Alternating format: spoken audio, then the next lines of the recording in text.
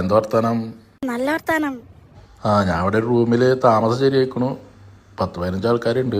നമ്മൾ ആനങ്ങാട്ടെ കുഞ്ഞുമൂന്റെ മകളെ കല്യാണം പറഞ്ഞു വെക്കണു ഇവിടെ. ആ അത് 10-ാം തീയതിയാണ്. അതിന് ഞാൻ പോകട്ടില്ലേ? ആയിക്കോട്ടെ. ഇവിടെ പിന്നെ ജോലിയൊക്കെ ഭയങ്കര ടൈറ്റാന്ന് ഇപ്പോൾ കിട്ടണമെങ്കിൽ ഇതൊക്കെ പറയണേ.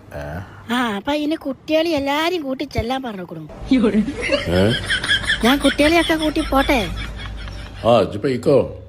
പിന്നെ നെല്ലിക്കുന്നത്തെ നമ്മളെ വാപ്പുട്ടിയുടെ ഓളെ പേറ്റിനൂട്ടി കൊണ്ടുപോവാണ് ഈ ബുധനാഴ്ച.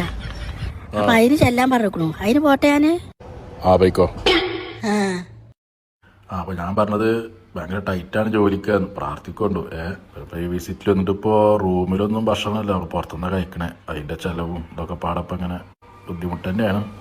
ഭക്ഷണത്തിന്റെ കാര്യം പറഞ്ഞപ്പോഴാണ് നമ്മ കുട്ടികൾക്ക് സമൂസ വേണമെന്ന് പറഞ്ഞിട്ടേ ഞാൻ കടി പോയിട്ട് സമൂസയുടെ ഓല വാങ്ങിക്കൊണ്ടിട്ടെ പോണ വയ്ക്ക ആസിയാന്റെ അടുത്തിന്റെ ചുരിദാർ നടിച്ചാൻ കൊടുക്കും വേണം. അതൊക്കെ ചെയ്തോ. ഇവിടുത്തെ കാര്യം ഞാൻ പറയണത് കേക്കണ്ട ജി.